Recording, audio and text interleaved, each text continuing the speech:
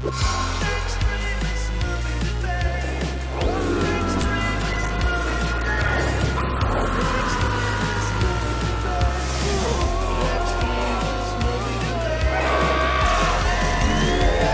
is Extremist Movie Debate, and tonight we are talking about Blade Runner 2049. I'm Joe. I'm Ethan, and one of us is going to love it, one of us is going to hate it. Let the coin decide their fate. I love it. I hate it. Hey guys, don't tuck your biggest star right at the tail end of the movie. There were spoilers ahead. Jeff's was better, wasn't it? Jeff just did the whole plot and then said there's spoilers ahead. Okay, this movie has an 89% on Rotten Tomatoes, which makes it certified fresh. Joe, since you hate it, Okay. This review came from Chris Kelmick on NPR. Perfect. The filmmakers have stuck to the already scrambled timeline of the original, where in 2019 had already brought to us planetary colonization, flying cars, replicants, and ecological collapse. So in this future, it's a future where Pan Am, Atari, and other long-existent corporations have survived. Do you feel that the corporate resilience in this movie has a deeper meaning, or is it just blatant anti-corporate propaganda? You have 1 minute.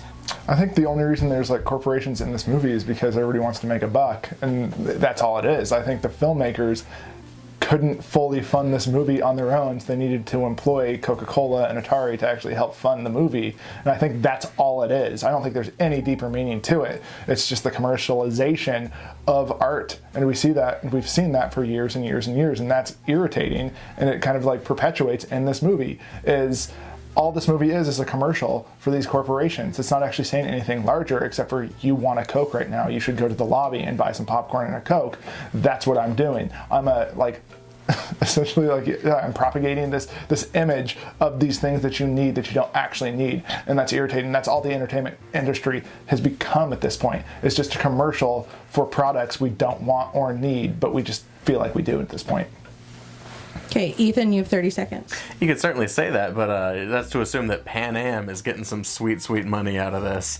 I mean, I'll give you Coke, sure, but Atari, I'm not sitting in the next room playing the new Atari console. So those are nods to the original movie that had, big Atari signs and giant Pan Am towers. Ooh, big misstep on Pan Am.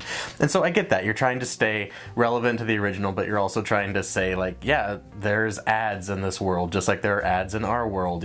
Walk through Times Square. Any movie made by Sony has a scene in Times Square advertising every Sony product ever. But that's because Joe, Times Square exists. That's enough. Joe, you get another 15 seconds. So just because they're trying to hide the fact that this is a commercial because they throw an Atari ad in there does not actually erase the fact that this is just commercialization of art. Okay.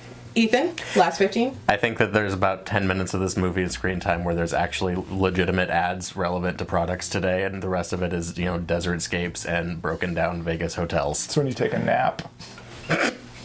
Which apparently happened. Oh, Ethan naps through every single movie. It was Jeff! Ethan naps through every single movie we've ever watched. Jeff was snoring. We all looked at him. It was funny. All right, Ethan, so since you loved it, this review comes from Jake Coyle from the Associated Press. As Wright's character puts it, replicant reproduction would break the world. Humans would no longer hold dominion over their cheap, disposable workforce, and a rebellion would inevitably ensue. Do you feel that this change of underlying emotion between the original to the new one is accurate or not? Or do you think anything stands out about what it means to be human? Yeah, I think absolutely. As Ryan Gosling puts it in this movie. Oh, do I have 1 minute? Thanks. I think, as he points out in this movie, to be born is to sort of have a soul, I think is what he says. And absolutely, that's different from the original. In the original, you have people that become self-aware, or replicants become self-aware, and they want to live longer than their shelf life would allow. And in this movie, all of a sudden, replicants have hope of creating their own life, of creating families, of actually being able to overthrow the people that are holding them as slaves. And that rings true of any oppressed a group of people, country, whatever you want to say. There's always going to be oppression in this world. There's always going to be a group of people that want to rise up, and that speaks true to so many of those people, it's very good to have that in this movie so that we understand that robots can also do the same. We want to have that conversation, especially when we're moving into a world of self-driving cars and everything being automated. I mean, essentially there's a glorified Alexa in this movie, and it's good to have these conversations of what happens when they become aware, what happens when they can evolve and start to create their own life. All right, Joe, you got 30 seconds. No, I mean, it's like it's essentially positing the exact same question the first movie did. All they do in this one is say like, oh, these robots can bang and have babies, and it's just taking that step, which does not actually matter because Ryan Gosling, the whole movie, the question is not whether he's human or a robot, because we all know he's a robot, but it's whether he has a soul or not. And he comes to that conclusion about halfway through that yes, I have a soul, but he was not born. So the whole movie is asking the same question, so it's an unnecessary movie to begin with. We don't need this. We can just watch the original Blade Runner again. Okay, Ethan, 15. It's not asking the same question because you think that he's all of a sudden half human, half robot halfway through the movie, and then learns that no, he's actually all robot, but he still believes he has a soul, which begs the question of, can robots determine if they have a soul? Does it have to be a flesh and blood, we gave birth to you thing, or can it just be you were created in a lab, but you are Ethan, self-aware? That's it for you. Joe, your last 15. You're asking the same question that I'm asking, just in a different way. It's whether robots have souls or not. Are they self-aware? Can they do things that humans can do? The overthrow, the rebellion was gonna come no matter what. Like, that was just something on the horizon. It doesn't matter if they can have babies or not. Okay, you guys have 4 minutes to debate. Ready? Go. Look, I think that question has been, speculated on for many, many decades. We're talking about So why do we have Short this Circuit, movie? Short So why do we Circuit have this 2. movie? Because Why I think is that this it's movie here? important. Because they can bang, because robots can bang and slither out a kid? Because No, Daryl Short Circuit and Short Circuit 2 were Who 30 years cares? ago, and 30 years ago we All didn't they're have doing- self-driving cars that are all they're doing actually is you- on legislative agendas trying to become legal Listen. on roads. Ridley Scott and Denis Villeneuve both, they both looked at Blade Runner and they said, know what, this movie needs sexiness. This movie, we need to put some sexually explicit material into this There's movie. nothing sexually explicit in I know. this Then movie. Harrison Ford, being the old man that he is, No. came on and There's- said, you gotta cut all that sex stuff, but I like the baby stuff, let's go with that. No, So man, it's there's essentially one just scene. this unseen There's one scene that- idea of these robots just banging it out. Robot and then three-way. squirting out kids. Oh, that's somehow before. That's in between that makes the first them one and this somehow one. that makes them human, more human. But the fact is, the rebellion was already happening because we see that giant group of replicants who are about to just go nuts on humans. So it's coming. It doesn't matter if they have kids or not. The No, rebellion the kids is what coming. gives them hope. That's what gives them hope. In the first one, you see a group of 3 or 4 replicants that are banding together to try to go serve themselves, not the greater good. In this, you have a group of replicants that actually have hope that they could actually overthrow this group, that they could actually have babies of their own, and they are trying to find that method and then overthrow their oppressors. If they're trying to have babies of their own, why aren't they trying to have babies of their own? And I think that's the other key. It's just where are those scenes with the sexually explicit nature? I think Mackenzie we need to Davis see those. is a sex robot. Her and her 2 She's friends not a robot. are prowling the streets looking for none of them are robots. They are Johns. humans. They are human beings. Couldn't remember the word. Like you don't know. Those are human I beings. almost said Janes. Shut up. They're human beings doing that. They are not robots. No, Mackenzie Davis is definitely a robot. No, she's Yep, not. and that gives us Replicant Three-Way, which is a great scene. No, she was snarky. That is and much more replicants are tasteful not than snarky. it is in her. Replicants are built to serve, and they wouldn't be that mean to their John, as you would put it. Replicants are made as slave labor, but they're not built to serve. Yeah. What is At slave best, labor? what we know about replicants is that they can't tell a lie. They're super strong, and that most of them aren't aware that they're And replicants the ones that are made until to be this movie sex comes slaves along. have to And be there are really some that into are it. pleasure models. They have to Daryl be- Hannah in the first one was a pleasure model, And yeah, they have to be Mackenzie into Davis it. is in this one. Who's Mackenzie Davis? She's a girl from *Halt and Catch Fire*, the one that Never saw has it. the 3-way with them. No, I know. She does the Whoopi Goldberg ghost thing.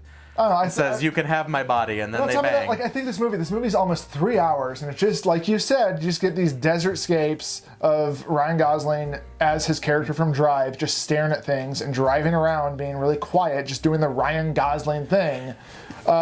Big surprise. Character contemplating if he has a soul or not. No big deal. Big stretch there. Character with who Ryan finds Gosling. out that he might have been born, that he might have a Hold mother on, and a check father. this out. No check, big deal. Hold on, check this out. Who am I? Look, you can make I'm fun Ryan of that. Gosling in every Ryan Gosling movie. That's It makes a lot of sense in this He's a movie better- when all of a he's a sudden better he's a actor than replicant this. who's not He's a supposed to better have actor overt than emotions. this. And then all of a sudden there's 2 scenes where he has horribly overt emotions when he first finds I'm out just saying, the that his casting agent- memories hey, are real, and the then when he finds casting out that his agent- memories are somebody else's. The casting agent just hit the easy button saying, hey, who broods really quietly, really well? Oh, Ryan Gosling does that. We watched him I in think it's Drive great. do I that. think that that's a great Yeah, thing he's that great this because movie that's all provides. he does. That's the annoyance that I'm getting at. I think that that's He's the being talent pigeonholed of into the this skill character. of this movie is This the is the only restraint, character the he's ability even known to as. He has no not say, versatility. we could We're cut just this watching scene down by about 5 minutes, but watching instead another Ryan Gosling movie. have On it top of actually that- drag out so that you Hold can on, on see top the of that- emotions play out on their faces. So on that note, On top of that, Harrison Ford's just doing Harrison Ford again. Oh no, he's so much better in this movie This than he has movie been is in just many, many everybody years. just jerking each other No, off. he's actually a human in this movie instead of just playing a He's not a caricature. He is great in this movie. No, you genuinely did not he's like a Harrison replicant. Ford in this. He's a replicant. No, first off, that's still up for debate. They just brilliantly take this point and they say, you might be a replicant, you time's might up. not be a Time's replicant. up. Way You're the past one that the keeps time. talking. Time's Your up, voice dude. gets so high. I know, that's when he Does knows it? he's losing. So do you guys, you want to tell me how you really feel now and give it a rating? I loved this movie. I also loved this movie. I will give it an 8 out of 10, but sadly not a whole hell of a lot of thunder because, as Joe pointed out, this conversation has been happening for a long-ass time, and it provides nothing new to that conversation at all. But god damn it, it looks great, and it's Yeah. masterfully done. It's a really well acted. Really, Harrison Ford, this is the best Harrison Ford has been in probably 20 years. Yep. Like I was watching, I was like, oh man, Harrison Ford's actually not phoning it in. He's actually giving a shit and giving an actual performance. I thought there was the whole thing of like leading the whole audience to believe that Ryan Gosling's character Kay was the humanoid like half breed. That was a little cheap. And then leading everybody to believe that Jared Leto's assistant was actually the humanoid half breed was also, I think, a little cheap. But I mean, it works. It's fun. It's a sci-fi movie. It's not necessarily trying to like. No, I don't think it's trying to break any new ground. I liked it because then you get to see all of his emotions play out as they're trying to figure out, who he is. He's trying to understand who he is, and he has this idea of who he is that he's actually following through on. And so everything that he does is with that mindset and that frame. And then when that is gone, all of a sudden he's struggling to try to keep that motivation going for himself. Like, I still want to have a soul, but all of a sudden he realizes, oh shit, I'm not that baby. It's like, I think that was really cool, and I like that they do lead the audience through that because as soon as he has that dumb memory of the horse, they're like, oh well, it was fucking him. He's gonna go meet his Harrison Ford daddy, and then it's not. It's and then like, also, like when he realizes it, when he believes that he's the child, he also starts lying too. So he becomes even more human, even with that belief. So it's like believing is like seeing or whatever, whatever the fuck it is. You know what I mean? from Hook. From the Santa Claus movie? It doesn't matter. Basically, like if you believe, you can make it a reality. Is what I'm getting at. Tim Allen, thank you, Santa Claus. And I think that like you see that shift, you see that like human touch come into him, but at the same time, it's like, well, if he wasn't the one, then what? Like, what is causing machines to grow a soul? That doesn't make any sense. My Cuisinart's not going to grow a soul. So I don't understand why. But then it becomes that desire, to be more, is all of a sudden kind of awakened in him. And I don't know. Can you program self-awareness though? No. Yeah. I mean, this movie's bullshit. I guess they're trying top to to. bottom. They're certainly giving it a good hearty go, but I think we're well away from that. Just watch those DARPA videos. You know what? You want to know all Ryan Gosling is in this movie? He's just a glorified calculator. Skip it. Oh boy. This is a fun movie. You should watch it. I'm really sad that it's tanking. Yeah, did you give it its rating? I did. Like 20 minutes ago? I'll give it an 8 out of 10. No thunder. I did really enjoy this movie. Except for some old lady, as we were walking out, just went, terrible. Oh, it's finally over. I just want to be like, you had 3 hours to leave, lady. Like, lots of people will probably think this movie's terrible. It's very slow. It takes its time. I think the script actually kind of sucks. But like this movie, think the script's fine. I think the script's really just straightforward and not that creative. But I think like in the right hands and Villeneuve, however you pronounce it, and Deakins, like you're able to take the time and actually get the emotions out of the characters that make it resonate. You forgot somebody else who nailed it on this movie, Hans Zimmer. Nailing it did. with Inception. He did. I don't like him, but this movie's great. All right, He just guys, did Inception. where can we find you at? Thanks, Facebook. Kelsey. Instagram, Extremist Movie Debate. Twitter, Extremist Movie. emd.panspending.com. artificialwood.panspending.com. It's a fine American product. Facebook.com/ probably a bunch of numbers. Just use the search bar. Subscribe. You can request a movie and on YouTube, and as a comment, we'll probably do it. Probably. And thanks, guys. Chat with us enough, and someday you could also moderate. Thanks, Kelsey. Thanks, Kelsey.